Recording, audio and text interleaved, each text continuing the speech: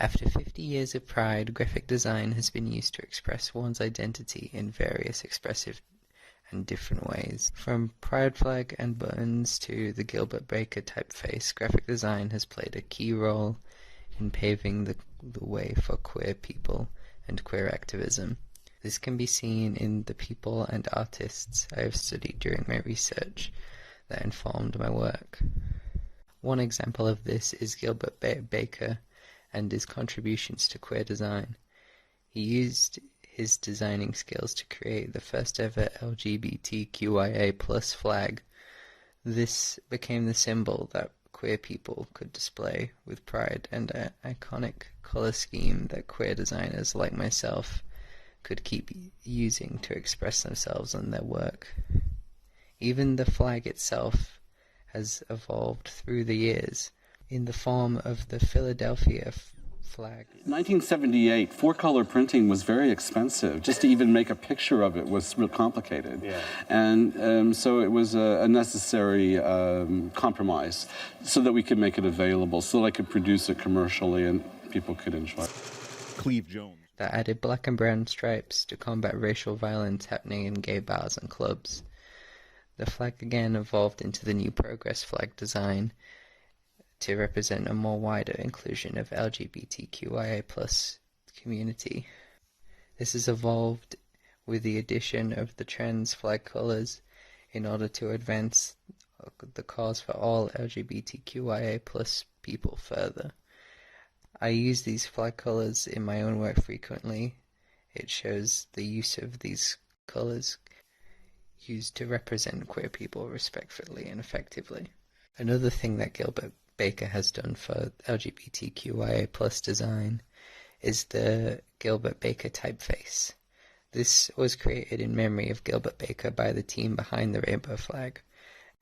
At San Francisco City Hall, a flag is lowered to half-staff. Mourners carry another through the streets to honor the man who created it, the man who hand-stitched a piece of cloth, dyed it in a trash can, and created a worldwide icon, Gilbert Baker. After he died in 2017. It is a sans serif font that features rainbow flag colours.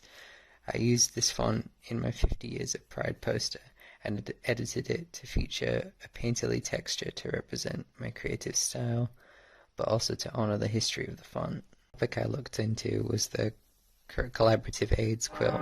Good morning. It's sunrise here in Washington, D.C. I'm at the Capitol Mall where the NAMES Project AIDS quilt is to be unveiled. Each panel of this huge two-city block quilt bears the name of someone who has died of AIDS. As the panel is unfolded, the names will be read aloud.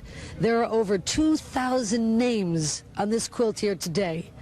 And what a graphic and loving tribute to our family. Richard Anderson,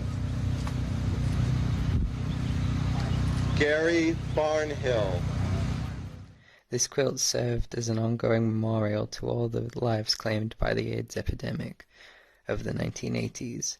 The quilt itself is one of the most impressive collaborative and artistic efforts in LGBTQIA+ history. The goal of the quilt was to bring awareness to the sheer scale of the epidemic. The quilt continued to be added to for years to come. It is now a 54-ton tapestry that includes nearly 50,000 panels dedicated to more than 1,100,000 individuals. For my project, I planned on using this idea to run my own collaborative piece, but unfortunately these plans fell through. I instead used the knowledge I gained to inform the rest of my work. For example, I created square posters that could be linked together in a similar manner to the quilt. One interesting piece of queer design was the use of the pink triangle. The pink triangle has a somewhat traumatic origin. During the Nazi regime in the 1930s, homosexual men were identified in prisons and concentration camps by a pink triangle on their uniforms. The idea behind the pink triangle was to brand the men with a flamboyant shape and colour as a badge of shame. The symbol was a pure embodiment of the genocidal hatred of the Nazi regime. After some time, the pink triangle was adopted as a use in gay liberation movements. This was somewhat controversial due to the disturbing past. It wasn't until the AIDS epidemic in the 1980s, when the Silence Equals Death poster was created, that solidified the triangle as a use of queer resistance and empowerment. This poster created the strength of an otherwise ridiculed social position. This is an example of how queer designers have used graphic design to turn a historic symbol of fear and hate into a symbol of activism and action. Another interesting aspect of queer design is the zine scene. One key aspect of the zine is that it's usually a cheap self-made publication that anyone can make. LGBTQIA+ zines have always been a way of queer designers and activists to use DIY methods to express their thoughts, opinions and bring LGBTQIA+ politics to the mainstream. Popular zines like Homocore helped do this. Homocore was a queer punk zine that was responsible for kicking off the queercore movement in the 1980s. Queercore emerged from Toronto and San Francisco. It was an offshoot of the hardcore punk culture. Like the punk scene, queercore was involved in breaking gender norms and expressing yourself using makeup and clothing. And the music side of queercore involved writing lyrics that explored prejudice, sexual and gender identity. These aspects of queercore is what made the queer designers involved in the movement so uniquely qualified to speak up about these subjects. My project was centered around creating a temporary queer-focused identity for a local coffee shop. In celebration of 50 years of Pride, for example, for my poster series, I looked into queer people in history, such as Oscar Wilde, Christine Johnson, Sally Ride, Barbara Gittings, and the Wachowskis. I chose these people as I felt they'd made significant contributions to queer history and culture.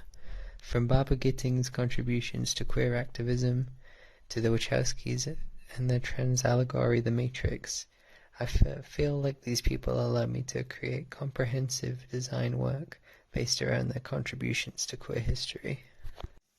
I created punk collage-inspired pieces that reflected them and their contributions to the world via newspaper clippings, photographs, magazines, etc. This was also reflected in my 50 Years of Pride poster. I feel my research has informed my work well. Exploring 50 years of history has helped me create informed and comprehensive pieces exploring queer history and queer design.